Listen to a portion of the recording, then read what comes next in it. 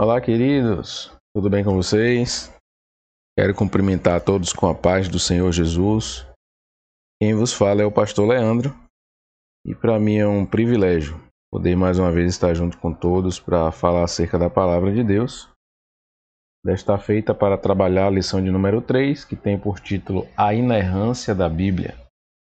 Lembrando que nesse primeiro trimestre de 2022, estou falando acerca da lição bíblica da CPAD, que tem por tema a supremacia das Escrituras, a inspirada, inerrante e infalível Palavra de Deus. Se você ainda não é inscrito no nosso canal, eu peço que você se inscreva, ative o sininho das notificações, deixe seu comentário. Vai ser de fundamental importância para a expansão deste canal, que é uma das ferramentas que eu uso para propagar o Evangelho de Cristo. Eu quero convidar você para mais uma aula. Como de praxe, irei projetar na tela a imagem da lição para que você possa acompanhar em loco. Peço também que você esteja com seu exemplar bíblico em mãos para que possa acompanhar as referências. Sem dúvida, seremos muito edificados e iremos crescer juntos na graça e no conhecimento do Senhor. Vem comigo para mais uma aula, será uma bênção para a glória de Deus. A inerrância da Bíblia. O texto áureo que norteia essa lição é Mateus 5,18, que nos diz: Porque em verdade vos digo que, até que o céu e a terra passem, nenhum jota ou tio se omitirá da lei, sem que tudo seja cumprido. A verdade prática nos diz: a doutrina segundo a qual a Bíblia não contém erro algum denomina-se inerrância das Escrituras. Por isso podemos confiar em sua mensagem, que é incorruptível. Sobre a leitura diária, que vai de segunda a sábado, temos aqui na segunda-feira a palavra de Deus não pode ser anulada. Na terça, as escrituras sagradas atestam a verdade divina. Na quarta, o Espírito Santo manteve a revelação divina incorruptível. Na quinta, a palavra de Deus é a verdade que santifica. Na sexta, a palavra de Deus possui suprema autoridade na vida do cristão. E no sábado, a Bíblia é divinamente infalível em toda a matéria que aborda. A nossa leitura bíblica em classe está em Mateus 5 e Hebreus 10, alguns versículos que iremos ler a partir de então. Começando por Mateus 5, a partir do verso 17. Não cuideis que vim destruir a lei ou os profetas, não vim abrogar, mas cumprir. Porque em verdade vos digo que até o céu e a terra passem, nem um jota ou um tio se omitirá da lei sem que tudo seja cumprido. Qualquer, pois, que violar um destes menores mandamentos, e assim ensinar os homens, será chamado menor no reino dos céus. Aquele, porém, que os cumprir e ensinar, será chamado grande no reino dos céus. Verso 20. Porque vos digo que se a vossa justiça não exceder a dos escribas e fariseus, de modo nenhum entrareis no reino dos céus. Ouviste que foi dito aos antigos: não matarás, mas qualquer que matar será réu de juízo. Falando agora de Hebreus capítulo 10, a partir do verso 15. E também o Espírito Santo nulo testifica, porque depois de haver dito: este é o concerto que farei com eles depois daqueles dias, diz o Senhor, porei as minhas leis em seu coração e as escreverei em seus entendimentos. Acrescenta: e jamais me lembrarei de seus pecados e de suas iniquidades.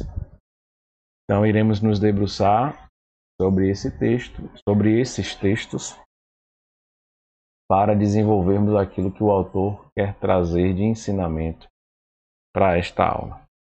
É importante salientar que a mensagem da Bíblia não contém erros. A palavra de Deus é incorruptível e, por isso, plenamente confiável. Logo, o objetivo desta lição é mostrar que a Bíblia é verdade em tudo o que diz. A Bíblia é verdade em tudo o que diz.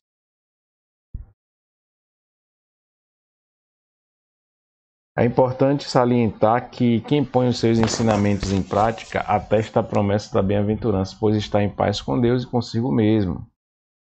A Bíblia, portanto, é toda a verdade de Deus de que o ser humano precisa. Quais os objetivos específicos da lição?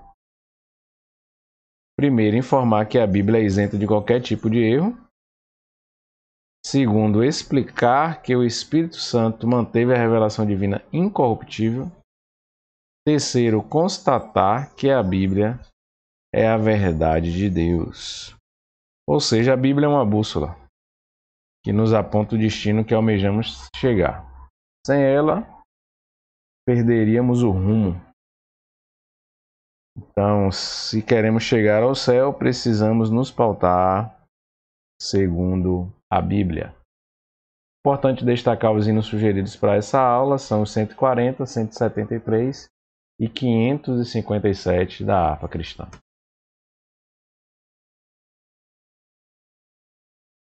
Falando da introdução em termos gerais. A infalibilidade e inerrância da Bíblia são vocábulos que apontam para a veracidade da Escritura ou das Escrituras. A Bíblia não falha, não erra. Ela é verdade em tudo que diz. Nesta lição iremos trabalhar a inerrância, a preservação, a verdade da Palavra de Deus. O tópico 1 nos fala sobre inerrância. E dentro desse tópico iremos trabalhar o conceito da inerrância. Iremos falar também sobre a Bíblia, que reivindica sua inerrância, e a infalibilidade e inerrância da própria Palavra de Deus. Primeiro, falando sobre o conceito. Se falamos de inerrância, estamos dizendo que não há erro algum. Deste modo, a Escritura é isenta de erros. Em que aspectos? Doutrinários, espirituais, históricos, culturais, científicos e em todos os demais temas. Não podemos dizer que a Bíblia acertou nesse aspecto e errou naquele. Ela acertou em todos. O argumento é irrefutável porque Deus não pode errar e a Bíblia foi inspirada por ele. Então lembra da lição que falamos sobre a autoridade? Por que a Bíblia, a palavra, tem autoridade? Porque ela é a palavra de Deus, ou seja, foi inspirada pelo próprio Deus. Há de se salientar que a declaração de fé da Assembleia de Deus reafirma isso, que a Bíblia é a única fonte de autoridade, a inerrante, infalível, completa e inspirada Palavra de Deus. Se olharmos para o Salmo capítulo 19, verso 7, o que iremos poder observar nesse texto?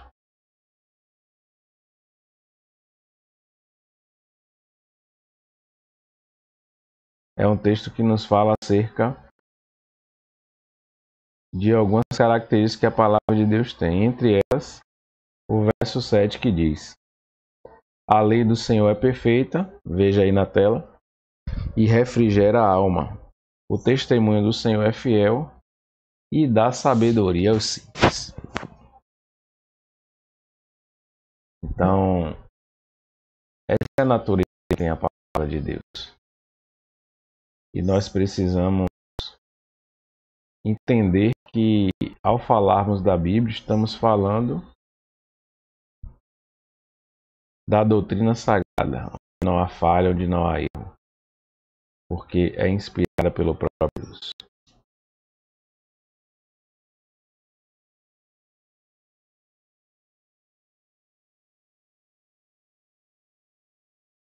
Vamos continuar.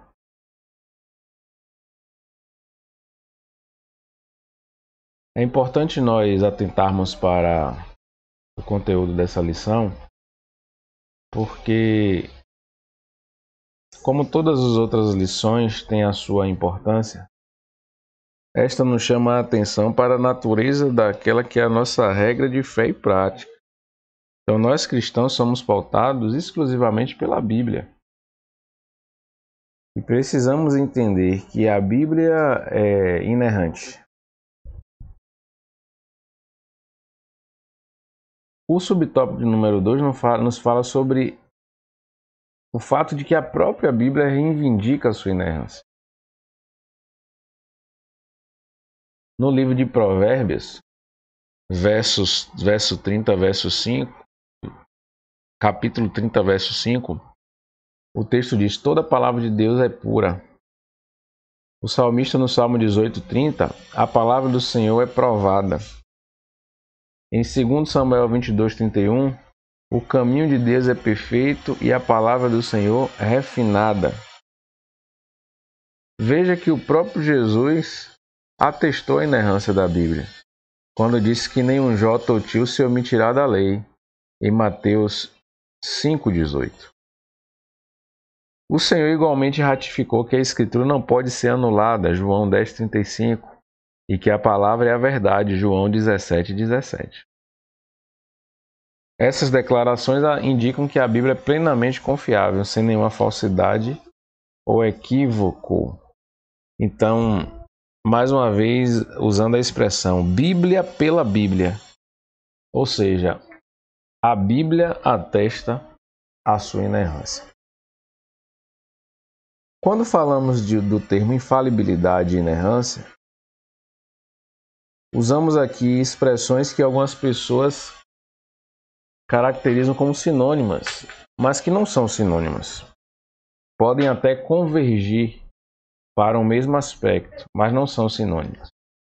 Quando falamos que a Bíblia é infalível, indica que não pode nem consegue falhar. Significa que as suas palavras hão de se cumprir, como diz o profeta Isaías no capítulo 55, verso 11. Então a palavra de Deus é aquela que se cumpre. Ou seja, por isso ela é infalível. Temos que atentar para o significado do próprio termo. Esse texto é bem conhecido, mas eu ainda quero colocar na tela para que você possa. Veja o que o texto diz: assim será a palavra que sair da minha boca. Ela não voltará para mim vazia, antes fará o que me apraz e prosperará naquilo para que a enviei. 55:11. Então perceba que a palavra de Deus não falha. Ela cumpre o propósito para a qual foi estabelecida, designada. E falando sobre inerrância. Inerrância é aquilo que está livre de erro. Ou seja, não há erro na Bíblia. Na Bíblia não há equívoco. Por isso devemos ter em mente, de forma muito clara, que ainda que pessoas tragam argumentos tentando retirar o crédito que há na palavra de Deus ou relativizar o seu conteúdo, não há margem para erros na Bíblia. Vamos ver o que o texto nos traz em Judas, versos 3 e 4.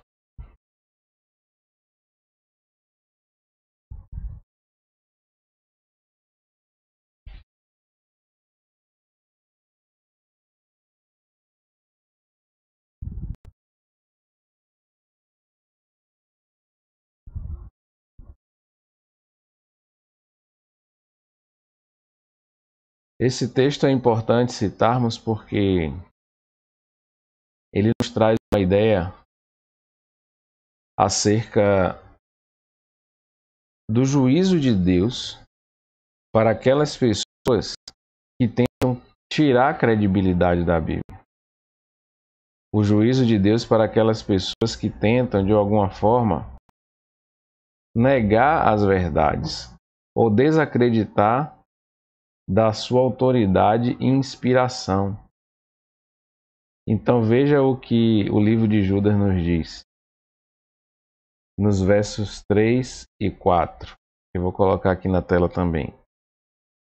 Amados, procurando eu escrever-vos com toda a diligência acerca da comum salvação, tive por necessidade de escrever-vos e exortar-vos a batalhar pela fé que uma vez me foi dada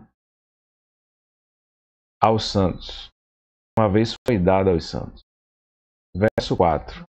Porque se introduziram alguns que já antes estavam escritos para este mesmo juízo, homens ímpios que convertem em dissolução a graça de Deus e negam a Deus, único dominador e Senhor nosso, Jesus Cristo. Então veja que o autor nos traz uma exortação a respeito desse tipo de pessoa. E no verso 5 ele diz: mas quero lembrar-vos, como a quem já uma vez soube isto, que, havendo o Senhor salvo um povo, tirando-o da terra do Egito, destruiu depois os que não creram.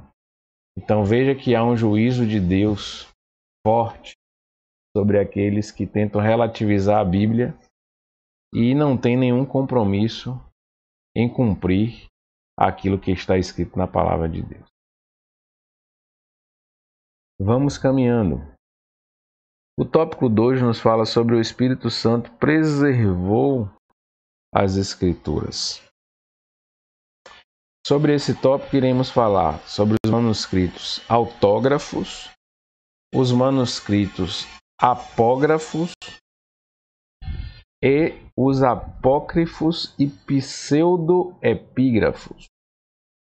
São palavras não tão comuns ao nosso cotidiano, mas a explicação é bem simples. Sem dúvida você irá entender. Quando falamos de manuscritos autógrafos, ou seja, são os manuscritos originais, textos que foram escritos pelo próprio punho do autor bíblico. Então, neles foram registradas as palavras inspiradas pelo Espírito Santo, que foram redigidas à mão por aqueles que as escreveram. Ou seja, a inerrância das Escrituras pertence a esses documentos. E no decorrer da história, o que sucedeu? Sucedeu que cópias foram feitas, mas o Espírito Santo providencialmente manteve a revelação divina incorruptível.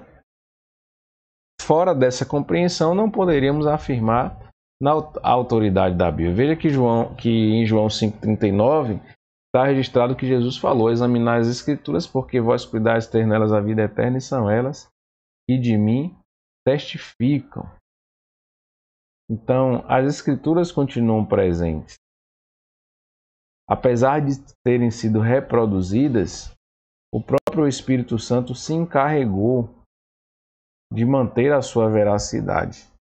Porque Deus sempre foi, sempre será o principal responsável por manter a inerrância da sua palavra.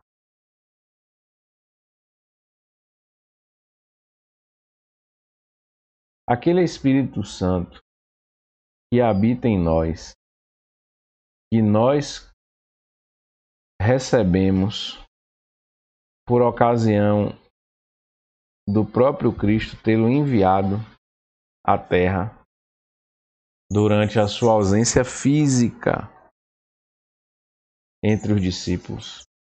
Esse mesmo Espírito é o que habita em nós, é o que testifica em nós que somos filhos. É o próprio Espírito que se encarregou e que se encarrega de manter a veracidade da Escritura. Veja o que João,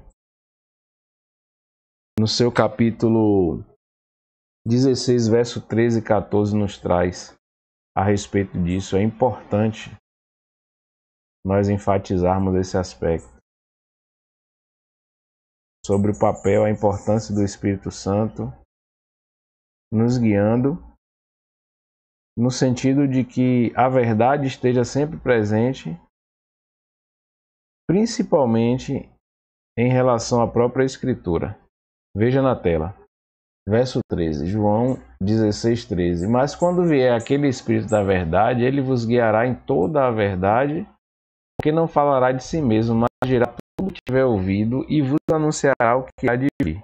Ele me glorificará, porque há de receber o que é meu e vou-lo há de anunciar. Então perceba que o texto diz: Ele vos guiará em toda a verdade. Por quê? Porque Ele é o Espírito da verdade. É o Espírito Santo que atesta a veracidade das Escrituras.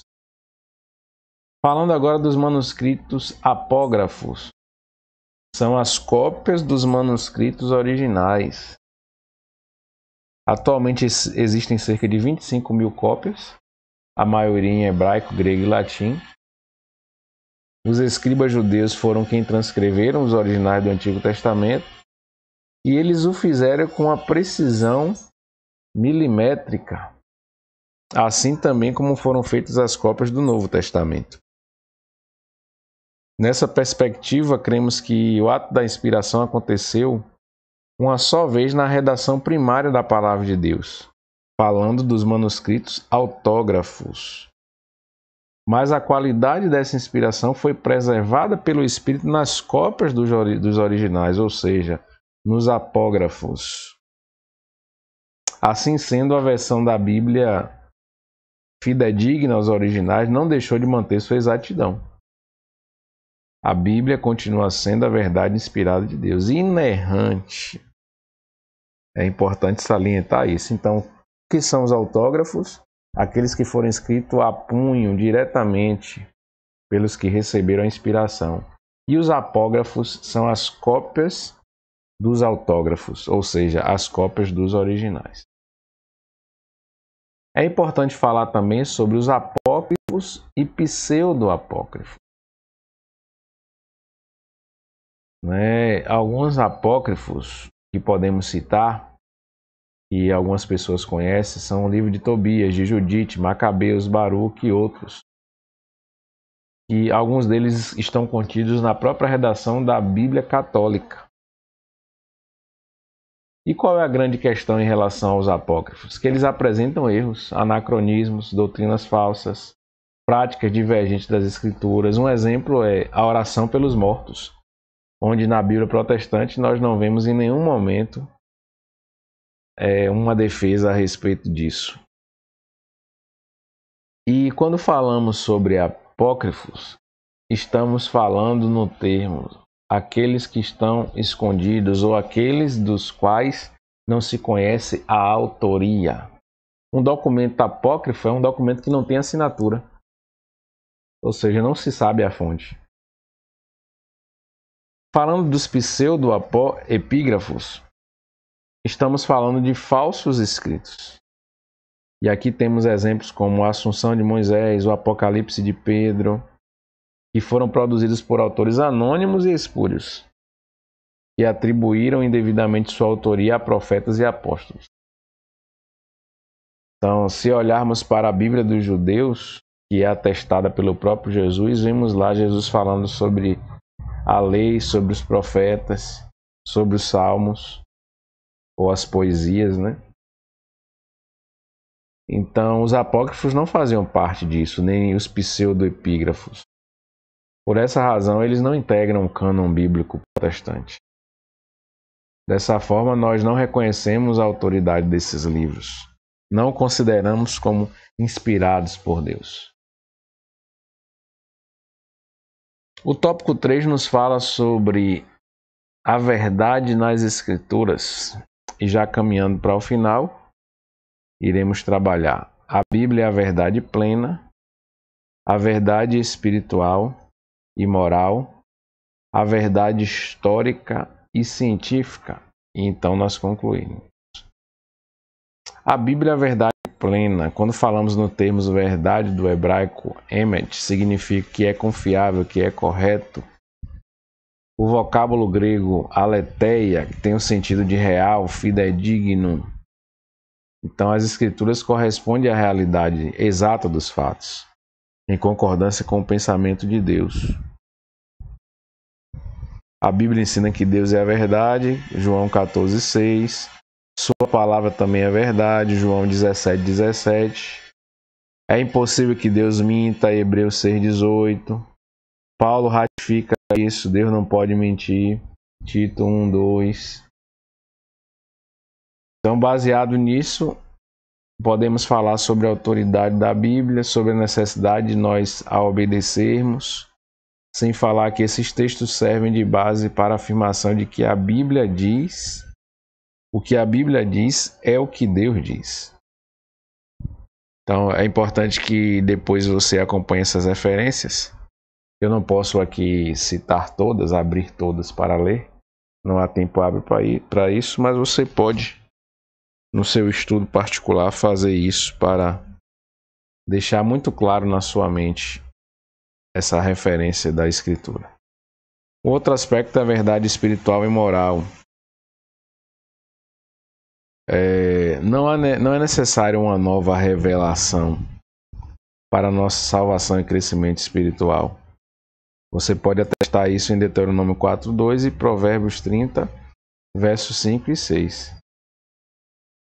O pastor Antônio Gilberto Saudoso, grande escritor, ensinou que tudo que Deus requer do homem, tudo que o homem precisa saber quanto à sua redenção, está revelado na Bíblia.